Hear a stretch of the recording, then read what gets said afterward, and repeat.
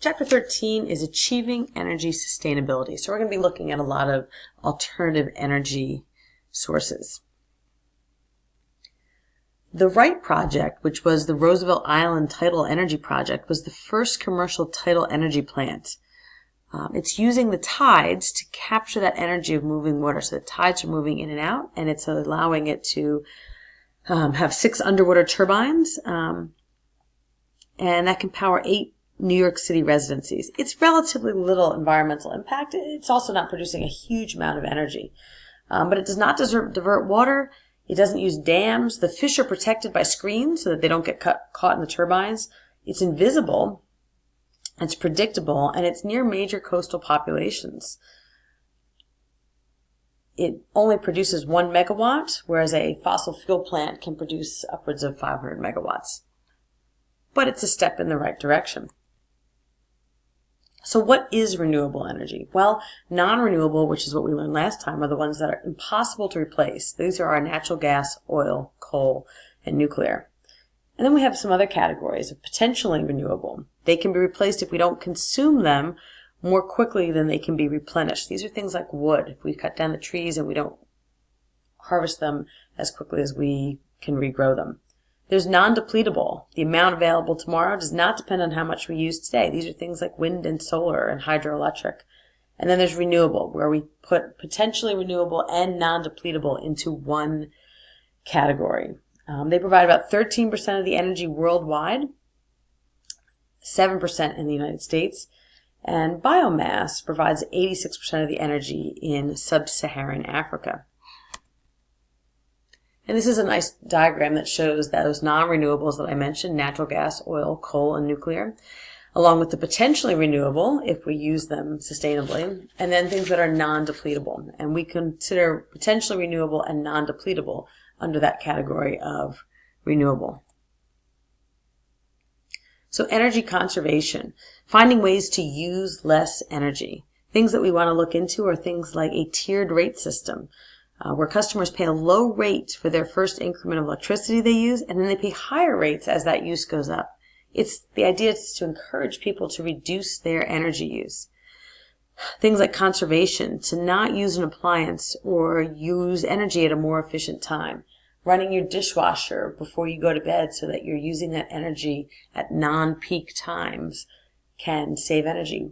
Running your dryer or your washer through the night rather than running it during the middle of the day when there's peak energy being used. Other examples are looking at things like lighting. Compact fluorescents use a quarter of the energy of an incandescent. That's sort of our typical bulb that generates a lot of heat. And LEDs use 1/6 of the energy. So now we're still using energy, but we're just being more efficient about our use. Energy demand varies with the time of day, the season, and the weather.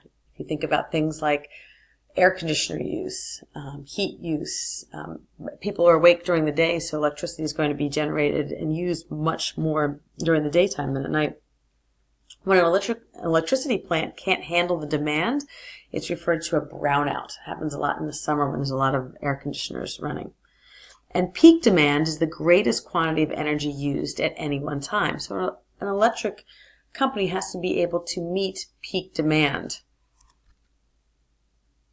Things that we can do to use less energy, weatherize our home, insulate seal gaps, turn the thermostat down in the winter and up in the summer, reduce the use of hot water, do laundry in cold water, shorter showers, the light bulbs that I just spoke of, transportation, public transportation, carpools, consolidating trips, and then electrical and electronic devices, buying Energy Star devices and appliances, unplugging when possible or using a power strip, and using laptops rather than desktop computers, things like that. Benefits of energy conservation, especially important during peak demand, like I mentioned, which is the greatest quantity of energy used at any one time. Remember, 2/3 of energy is lost as heat in a typical nuclear or fossil fuel power plant. So 2/3 of the energy that we're generating is being lost. If we start looking at sustainable design, we're looking at good community planning.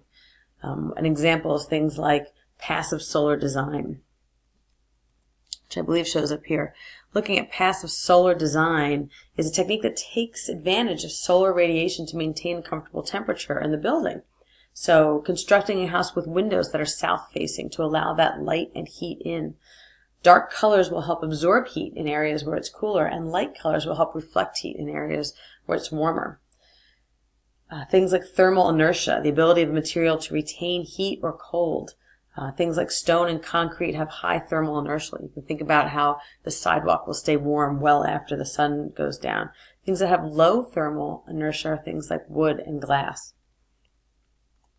So looking back at some of these things, sustainable design overall involves how homes closer to employment and low impact recycled materials, gray water systems that we spoke about when we did water, composting, green roofs, recycled building materials. This is that passive solar energy that I was talking about. So in the summer, that overhang will block that sun from coming in and heating the house, whereas in winter, that sunlight is allowed to come in and you have a heat-absorbing floor and things like that. This is an example of a green roof. A green roof is where you plant living material, which will allow the roof to provide oxygen. It'll capture rainwater. There's also other things like using recycled building materials like denim and fly ash, which is an off-product of coal combustion. If we move into biomass, biomass is energy from the sun. Fuel resources such as wood and charcoal, animal products and manure, plant remains and municipal solid waste, and liquid fuels like ethanol and biodiesel. So these are all things. If we look at this chart, most of our energy comes from the sun. So our fossil fuels obviously came from the sun, photosynthesis by ancient plants and algae. And then renewable energy, things like solar, wind and hydroelectric come from the sun because we're looking at that different heating of the atmosphere, heating of the ground, so ground source heat pumps, which we'll talk about. Photosynthesis by modern plants, so wood and charcoal and other plant parts, manure and biofuels. And then the non-solar related energy is that tidal that we talked about, and then things that are nuclear or geothermal. We're going to address all of those individually as we move forward. So this idea of modern carbon versus fossil carbon. So biomass, if we sort of break down some of our definitions, biofuels is biomass that is refined or processed into liquid fuels. And then biomass accounts for half of our renewables and about 3.5 of all the energy in the U.S. Biomass contains a lot of carbon. So if we're burning wood or we're burning these biomass, they're both going to raise atmospheric carbon. But the idea is that biomass is modern carbon, that it's carbon from a tree that we grew, and then we're going to grow another tree, and theoretically it will be carbon neutral.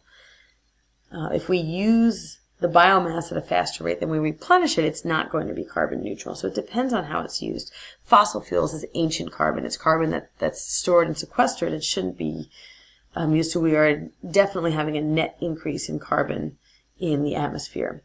Things that are carbon neutral are activities that do not change that atmospheric carbon dioxide concentration. So as I said, solid biomass, the examples of things are like wood, charcoal, animal manure, things that we can, regenerate fairly quickly. Biomass can be a good source of energy. It's an advantage because it is renewable, but it depends how that material is harvested and processed and how the land is treated. If we clear cut the land for wood, we're not doing it sustainably. Moving on to biofuels. Ethanol and biodiesel are used as substitutes for gasoline and diesel fuel, respectively. Ethanol is often used to substitute for gasoline. So it's an alcohol made from converting starch and sugar into alcohol and carbon dioxide. In the United States, 90% of that is done from corn. Biodiesel is a substitute for regular petroleum diesel, which is produced by extracting oil from algae and plants, such as soybeans and palm. Just moving back a little bit to this biomass that we said here, the one thing I do want to add is that 2 to 3 billion people worldwide use wood for heating and cooking. And in the U.S., 3 million homes use wood for heat. And I already mentioned removing more timber than is replaced is unsustainable. And where this is used is highly in the developing world. Charcoal is lighter, has twice the energy. And Africa and India use dried animal manure because wood is scarce there. That does lead to indoor air pollution if you're burning manure indoors. I wanted to add those details. So going back to look at these biofuels, U.S. policymakers are pushing for the production of biofuels to help reduce our dependence on foreign oil. So Brazil produces a lot of ethanol, and they produce a lot of it from sugarcane. There's also this idea of gasohol. Gasohol is a gasoline that is 10% ethanol. E85, which is 85% ethanol, which can be used by these flex fuel vehicles. The problem is that many owners don't know that their car can operate on this flex fuel. And then things that are good about ethanol is that it can reduce gas mileage, but it can take more fossil fuels to grow corn. So you have to look at some of the pros and cons. So we're using a renewable source, but it has lower mileage. It can take fossil fuels to grow corn because you have to harvest it and process the corn. That corn could be used as food. There could be a net increase in carbon dioxide. B20 is a fuel that is 80% petroleum diesel and 20% biodiesel. Biodiesel can gel at low temperatures, so it needs to have a modified engine. Things that run on SVO, straight vegetable oil, which is any diesel vehicle, that's kind of cool. Most biodiesel comes from soybeans or processed vegetable oils. It has lower emissions, but again, we're using up cropland and we're using fossil fuels to actually harvest it. So we have some viable alternatives to fuel, but they're not as energy dense as our fossil fuels. So it's a tough replacement, and you need, again, a lot more of that land to grow and produce those things to make it worthwhile. This seems like a good place to stop here, and then we'll move into hydroelectricity.